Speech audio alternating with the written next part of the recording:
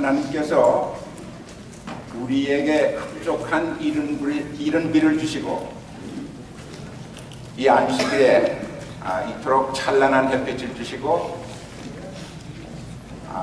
산 꼭대기에는 흰 눈이 덮이고 산과 들에는 푸른 초록으로 입혀주시는 참으로 멋진 안식일, 특별한 찬미와 더불어 너무나도 아름답고 너무나도 행복한 안식일입니다. 아직도 구정이 2주일 남았으니까 저도 여기에서 새해 인사를 드리겠습니다.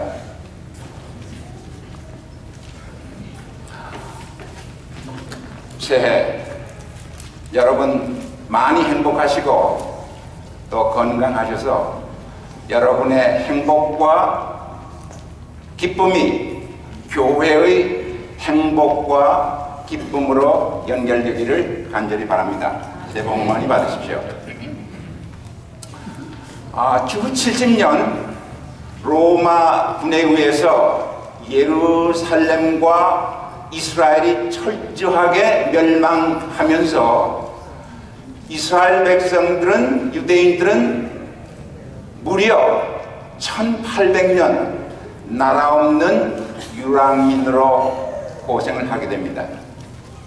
그 유대인에 대한 증오가 절정을 이룬 것이 2차 대전 중이었습니다. 특히 히틀러는 유대인 말살 정책을 쓰면서 유럽 각지에 있는 유대인들을 모아서 아우슈비츠 혹은 다른 수용소로 보내고 그들을 처참하게 가스 처형실에서 죽였습니다.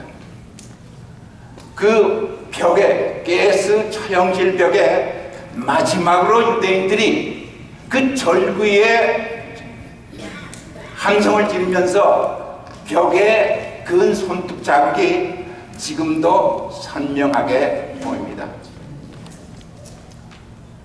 그래서 2차 대전이 끝나자마자 살아남은 유대인들은 결사적으로 팔레스타인으로 돌아오기로 작심을 하고 모여들기 시작합니다.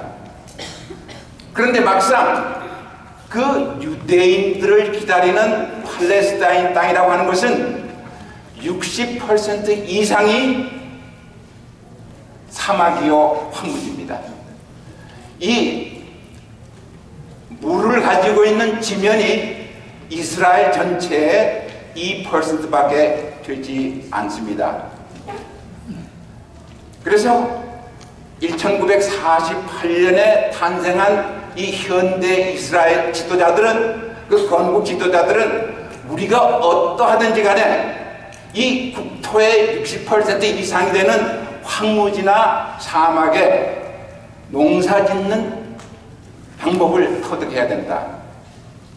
그래서 그들은 그들의 브레인과 그들의 자금과 기술을 총동원해서 드디어 그 일을 하게 됩니다.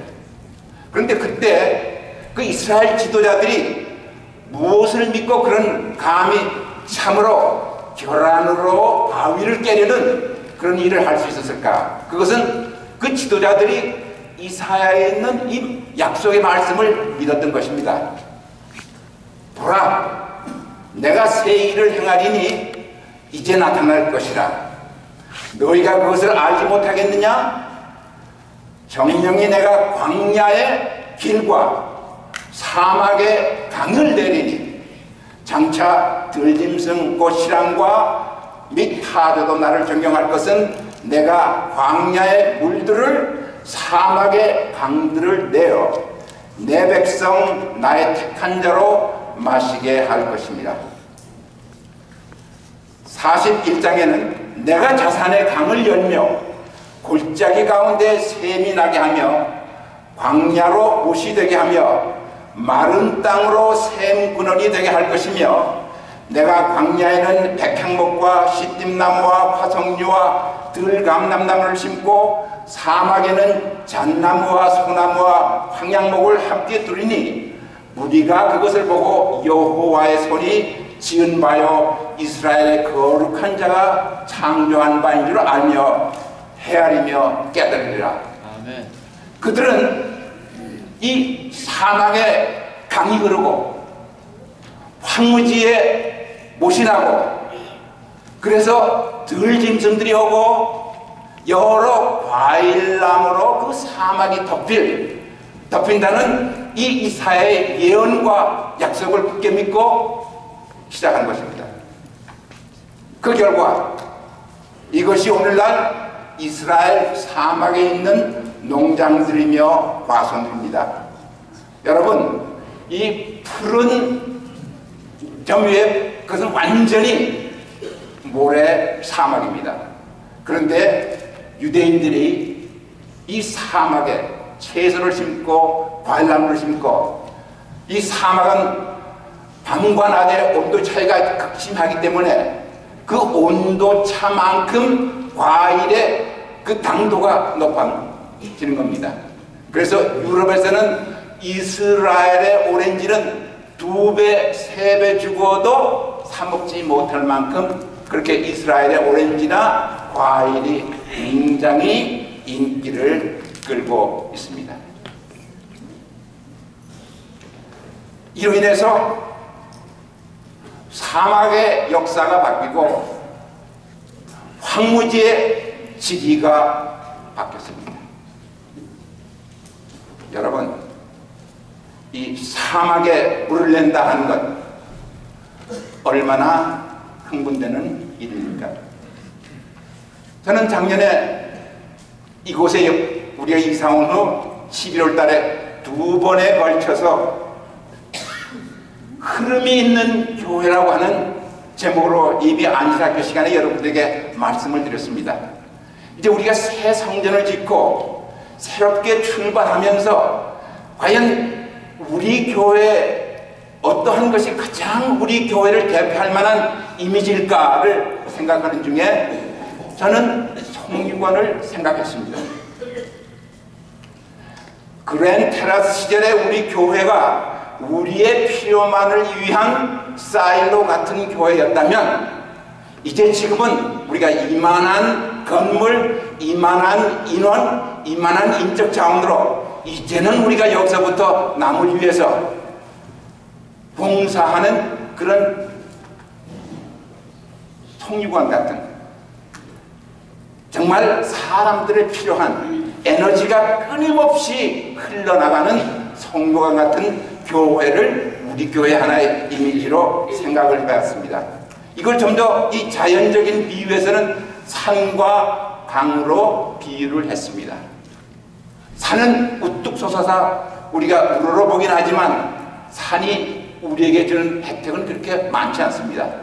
그러나 강은 흐르는 곳에 생명이 있고 강은 흐르는 곳에 부흥이 있는 것입니다. 그래서 제가 앞으로 여러 번에 걸쳐서 흐름이라고 하는 주제로 여러분들에게 말씀을 드리겠지만 오늘은 세 번째로 역사의 흐름을 바꾸다. 여러분들이 듣기에 좀 거창하다고 생각할지 모르겠습니다. 지금으로부터 300년이나 한 400년 전에 스페인 탐험가들이 지금 우리가 자리를 잡고 있는 한번 이곳에 왔다고 생각을 해보십시오. 특히 건기 5월서부터 10월 사이에 그들이 처음으로 이곳에 왔다면 이곳에서 그들이 무엇을 봤을까요? 아마 선인장, 카요리, 그리고 우글거리는 방울뱀만 여기서 봤을 겁니다. 그런데 이 캘리포니아, 애리조나, 네바다, 유타의 일부가 1848년까지는 이것이 멕시코 영토였습니다. 1848년에 미국이 이 영토를 접수하면서 이제 백인들이 여기 이주하기 시작했습니다. 이 정말 황막한 이 땅, 우리가 산 넘어가면 즉각 볼 수 있는 모하비 대적 같은 이 땅에 어떻게 사람이 살 수 있었겠습니까? 그들은 콜로라도에서 강물을 끌어오고 시에라 네바다 이스트에서 물을 끌어다가 이곳에 새로운 도시를 세우고 새로운 문명을 일으켰습니다. 이 황무지 같은 우리가 있는 이 땅, 여러분 한번 저 교회 뒤쪽을 한번 보십시오. 그런 땅에 흐름이 있으니까 지리가 바뀌고 역사가 바뀌었습니다. 그로 인해서 칼리포니아가 미국의 풋바스켓이 되었고, 경제로 치면 칼리포니아 한 주가 세계에서 6번째로 부강한 나라가 됩니다. 그것은 이 캘리포니아 절반 사던, 그 다음에 중가주에 물을 갖다 대었기 때문에 그것이 가능한 것입니다. 지금 이것이 우리가 잘 아는 에콰도르, 즉 농수로입니다. 그래서 보시는 대로 이 비행기에서 보이는 이 에콰도르이 지나가면 그곳에는 농장이 있고 그곳에는 푸른색으로 땅이 변하게 되는 것입니다. 그렇습니다. 흐름은 우리에게 생명을 주고 흐름은 힘의 근원이 되는 것입니다. 그러면 역사가 바뀐다, 역사의 흐름을 바꾼다 하는 이 말은 무슨 말인가? 몇십 년 전만 해도 아마존이나 뉴기니아 같은 아주 깊은 정글에서 그 태초부터 살아온 원신 부족들이 발견되곤 했습니다. 그들이 발견될 때는 완전히 나치족이고 지금도 돌로 만든 연장으로 사냥을 하면서 수백 대를 그 깊은 정글 속에서 살았습니다. 그런 분의 역사는 역사라고 할 수 없습니다. 그냥 역사가 멈추는 상태입니다. 우리가 역사를 바꾼다고 하는 것은 그것이 개인의 역사이건 교회 역사이건 나라의 역사이건 심지어 제국의 역사이건 그동안 해왔던 그 모든 삶의 그 방향과 내용이 달라질 때 역사가 바뀌어진다고 합니다. 그래서 역사의 흐름을 바꾸다, 그것은 꼭 국가나 어떤 문명권의 역사가 아닙니다. 이 우리 개인의 역사, 내 개인의 삶에 있어서 어느 순간 내가 여지껏 살았던 삶의 방향을 바꾸고 내가 살아가는 그 삶의 내용이 바뀌어질 때 바로 역사가 바뀌는 것입니다.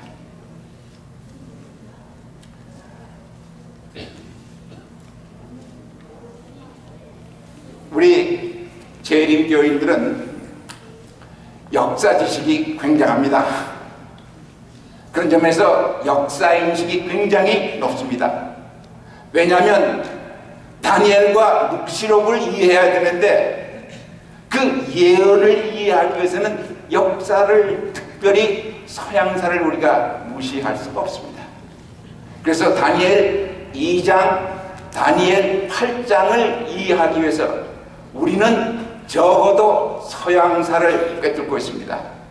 아마 그 많은 교단 중에 제7일 안식일 예수 재림 교인들만큼 이 역사를 바벨론 제국으로부터 이제 뜬돌이 오는 그때까지 우리는 역사를 헤아리고 있습니다.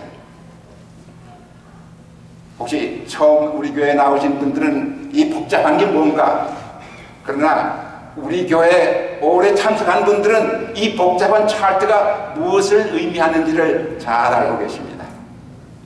주전 457년부터 1844년까지 최소한도 기독교 역사를 우리는 잘 알고 있습니다.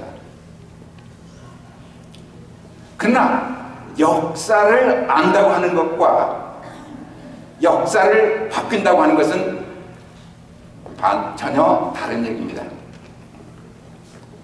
제가 재림 기배를 접한 지가 오래됐습니다. 1950년대 말이었습니다. 그때 한국에는 두 파가 있었습니다.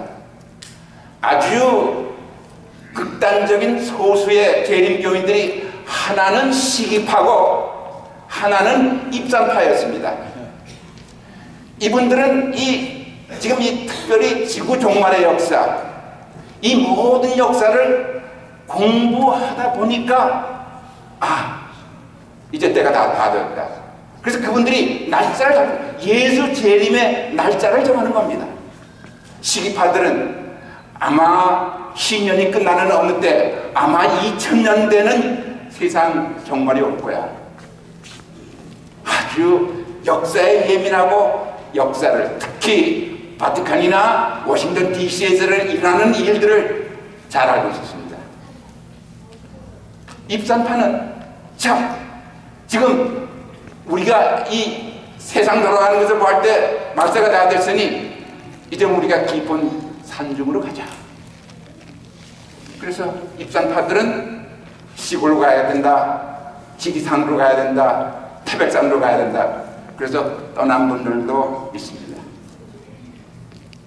그분들은 역사를 배우고 역사를 관찰은 했지만 그러나 어디까지나 역사의 방관자였습니다. 마치 남산 위에서 흘러가는 한강물을 그냥 바라보는 그러한 태도였습니다. 그러나 우리가 역사 의식을 갖는다고 하는 것은 우리가 알고 있는 그 역사 지식에 의해서 그 역사의 흐름과 내용을 바꾸려고 하는 그렇게 적극적이고 주관적인 행위를 말하는 것입니다. 그래서 역사 지식은 많지만 역사 의식이 전혀 없을 수가 있습니다. 1910년부터 잃은 나라를 되찾기 위해서 많은 독립투사들이 우리가 이렇게 살 수 없다, 독립해야 된다, 독립운동을 한 분들은 철저한 역사의식을 가지고 이 대한민국의 역사를 바꾸겠다고 노력을 했습니다. 예수님은 역사의 주인이십니다. 역사는 최소한도 서양 역사는 BC와 AD로 나뉩니다. 예수님 탄생 전의 역사와 예수님 탄생 후의 역사가 다릅니다. 이제 그리스도인의 역사의식은 어떻게 갖게 되는가? 우리는 그냥 예언에 집중한 나머지 역사는 많이 알지만 그 역사에 참여해서 그 역사를 바꾸려고 하는 그런 의도를 가지고 있는가? 예수님이 개인에게 오면 개인의 역사가 바뀌고 예수님이 민족에 오면 민족의 역사가 바뀌고 예수님이 제국에 오면 제국의 역사가 바뀝니다. 여러분들이 공부하시는 대로 초대 기독교인들이 많은 박해를 받았습니다. 313년 밀라노 칙령이 내리기까지. 그러면 그 작은 무리가 어떻게 로마 제국의 역사를 바꿨는가? 기독교인들이 온갖 박해를 받았습니다. 십자가에 못 박혀 죽고 굶주린 사자의 밥이 되고, 그러나 그런 중에 기독교인들은 아주 고결하고 용기 있고 이 영생에 대한 확신을 갖고 사는 사람들이었습니다. 그 로마 시민들이 원양극장에서 굶주린 사자가 기독교인들을 막 뜯어하고 그것이 좋다고 박수를 칠 때 많은 로마 귀족들이 무엇이 저 기독교인들로 하여금 저렇게 사자에 찢겨 죽으면서도 평화롭고 하늘을 향해 노래를 할 수 있는가? 굉장한 호기심이 생겼습니다. 그 중에 한 사람이 콘스탄틴 황제의 어머니 헬레나였습니다. 그것에 깊은 감동을 받은 그 콘스탄틴 황제 어머니 헬레나가 기독교로 개종하자 콘스탄틴 황제가 기독교를 공인하게 되었습니다. 1884년에 미국 선교사들이 한국에 들어오기 시작했습니다. 우리가 잘 아는 대로 언더우드 아펜셀러입니다. 500년 동안 이 유교에 찌들은 이조말, 아주 무능하고 부패한 이 이조말에 서양 선교사들이 한국에 와서 여자를 위해서는 이화학당을, 남자들을 위해서는 배제학당을 설립하고 그들에게 새로운 교육과 새로운 세계관과 가치관을 소개를 했습니다. 한국에서 그 당시 정신 깨어있는 젊은이들은 이 기독교가 주는 복음, 기독교가 주는 라이프 스타일에 너무 매혹이 됐습니다. 여러분, 이들로 인해서 한국이 오늘의 한국이 되는 그런 기초를 놓았습니다. 그래서 그들은 궁중의 대신들과도 만나고 또 그 당시 거의 사람 취급을 받지 않는 여자들에게도 전도를 해서 그리스도인이 되게 했습니다. 특별히 이 처음으로 이제 기독교를 받은 사람들이 이 평등 사상을 갖게 되었습니다. 그래서 여자, 소위 쌍놈, 특히 백정들, 아주 백정들은 기독교 복음을 받아들이고 그 기독교인들이 자기를 평등하게 대우하자 그냥 사돈 8줄까지 다 개종을 해서 한국의 근대화가 이루게 된 것입니다.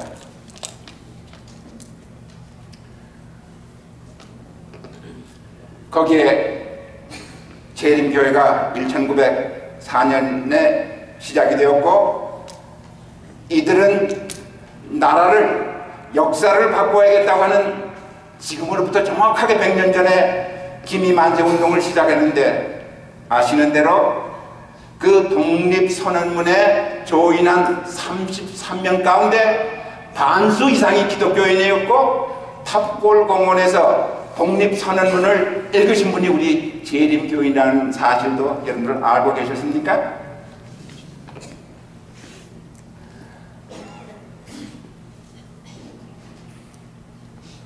하나님께서는 개인의 역사를 바꿈으로 민족의 역사를 바꾸고 나라의 역사를 바꿉니다. 이제 모세의 어머니 요게벳이 갓난아기를 그 갈대 광주리에 담아서 나일강에 띄웠을 때 이미 출애굽의 역사는 시작이 되었습니다. 그리고 80이 된 무명의 목자 모세가 미디안 광야에서 타는 가시덤불 속에서 하나님의 음성을 들었을 때 그것은 무려 300만이 40년을 거쳐서 이룬 그 출애굽의 장정의 첫 시작이었습니다. 예수님께서 우리 개인의 삶이 올 때 놀라운 변화가 일어납니다. 키 작고 사람들에게 멸시와 증오의 대상이 되었던 삭개오에게 예수님이 왔을 때 삭개오의 역사는 그 시점에서 완전히 방향이 틀어지고 그의 고백에 의하면 내가 여지껏 살던 이 모든 것을 청산하고 제가 이제 제대로 살겠습니다. 역사가 바뀌었습니다. 우물가에서 사마리아 여인을 예수님이 만났을 때 남편을 5을 둘 정도로 물러났던 그 여인이 예수의 복음을 사마리아에 전하겠다고 하는 새로운 사람으로 변화가 되었습니다. 이제 우리 중에도 이런 예를 볼 수 있습니다. 수십 년 전 이곳에 처녀로 있던 조한 팩이 그 선교 사명에 불이 타서 그 황막한 몽골로 가서 복음을 전하니 몽고 기독교사가 바뀌었고 몽고의 재림교회사가 시작이 된 것입니다.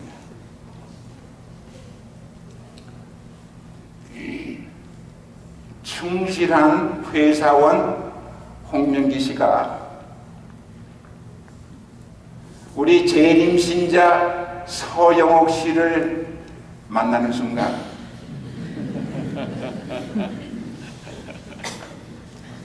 서영옥 씨가 홍명기 씨에게 재림 기별을 전하고 그 장모님이 너 재림교인 안 되면 우리 딸 못 데려간다고 하는 그 협박에 무서워서 그러나 너무 사랑스러운 서영옥 씨를 놓치고 싶지 않아서 그 당시에 억지로 침례를 받았는지는 모르겠습니다만 서영옥 씨가 그에게 재림 기별을 증거하면서 그의 생애는 방향이 다르고 내용이 달라졌습니다. 만일 그때 서영옥 씨를 만나지 않았다면 아마 지금쯤 우리 홍 장로님은 베벌리 힐스에 수백만 불 저택에 롤스로이스만 그라지에 몇 대 두고 살았을 겁니다. 그러나 예수가 그의 삶에 들어왔을 때 그의 삶의 방향이 바뀌고 살아가는 삶의 내용이 바뀌었습니다. 정말 놀라운 역사의 변화가 있었습니다. 이제 우리는 이 로마린다 교회 역사의 분기점에 와 있습니다. 저는 로마린다 교회를 1976년부터 출석하기 시작했습니다. 지금 43년째가 되네요.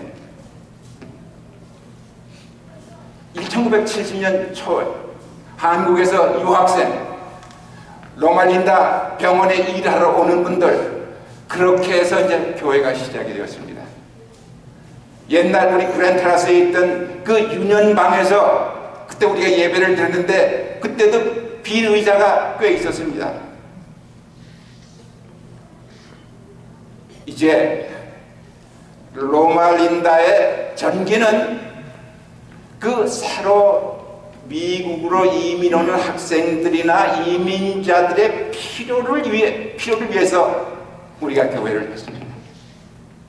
그리고 자그만치 제가 이 교회에 출석하는 동안 거대한 건축 사업을 3번이나 했습니다. 저는 액수는 작아도 그 사업에 참여했습니다. 저보다 먼저 오신 분들은 집 사는 것까지 포함해서 4번씩이나 건축 헌금을 했습니다.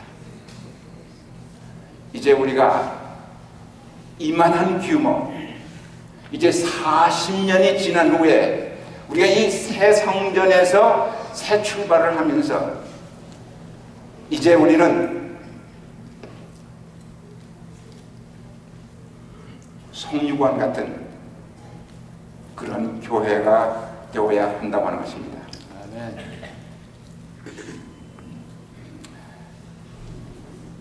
사람은 보통 2번 태어난다고 합니다. 첫 번은 생물학적 탄생입니다. 우리가 어머니 뱃속에서 나오는 순간 우리 생일이 됩니다. 두 번째는 인생을 살다가 어느 날 갑자기 내가 이렇게 살아서 되나? 내가 정말 이렇게 가치 있는 인생을 사는가? 어떤 그 깨달음이 오는 겁니다. 이것을 우리가 기독교에서는 거듭남이라고 하고 일반 달에서는 깨우침이라고 하고 불교에서는 그것을 출가라고 합니다. 야, 내가 정말 이렇게 사는 게 바로 사는 거야? 내가 여지껏 헛살았다. 그런 그 깨우침이 오는 순간 삶의 방향을 바꾸고 삶의 내용을 바꿉니다. 이제 우리에게 그러한 때가 왔습니다. 그런즉 누구든지 그리스도 안에 있으면 새로운 피조물이라. 이전 것은 지나갔으니 보라 새 것이 되었도다. 그리스도가 우리 삶에 들어오면 우리 개인의 역사가 바뀝니다. 우리가 추구하는 목표, 지향하는 방향, 그리고 우리의 살아가는 삶의 내용이 바뀝니다.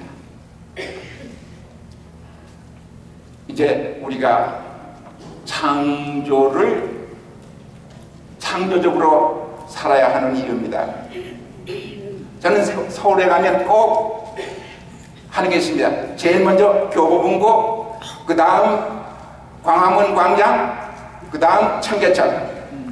아무리 피곤해도 서울에서 첫 밤을 지내고 나면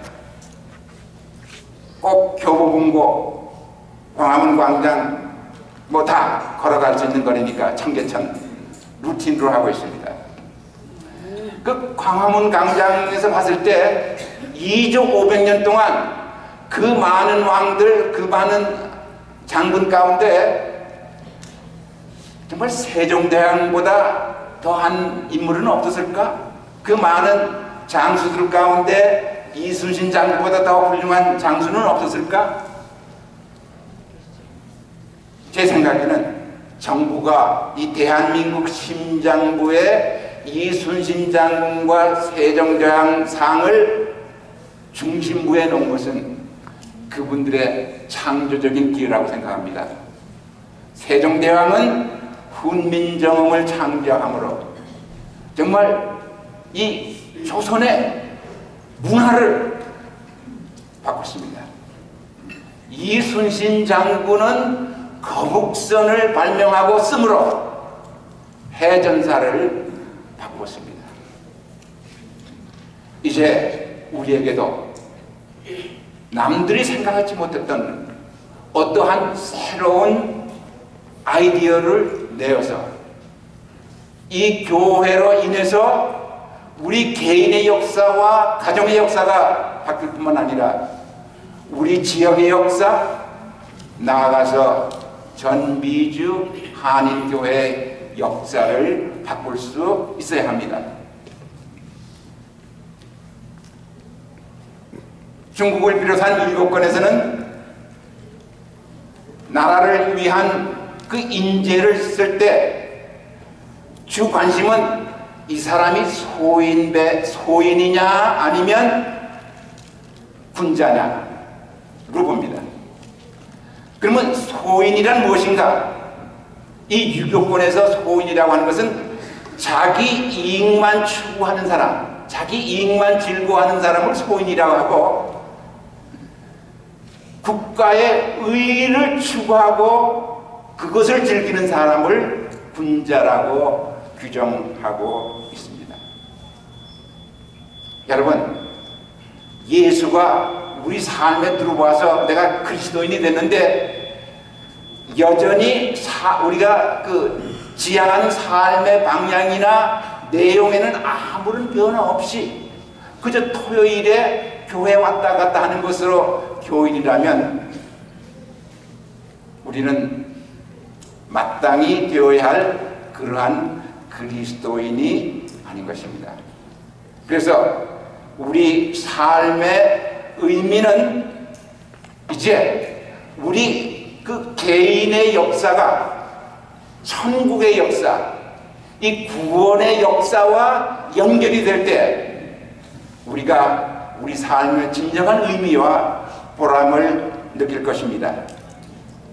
그래서 예수님은 너희는 먼저 그의 나라와 그의 의를 구하라. 그리하면 이 모든 것을 너에게 더하시리라. 이제 2019년부터 시작하는 제2기의 로말린다 교회가 예수님의 가르침에 기초를 놓고 이제 천국을 향하면서 그리고 우리의 그 삶의 내용이 그리스도인적으로 바뀌기를 바랍니다. 그래서 사막에 강이 흐르고 황무지에 못이 생기고 그 젓갈색의 황량한 땅에 푸른 채소들과 나무들이 덮는 그 놀라운 역사가 우리 개인과 가정과 이 교회에 일어나기를 간절히 기원합니다. 네.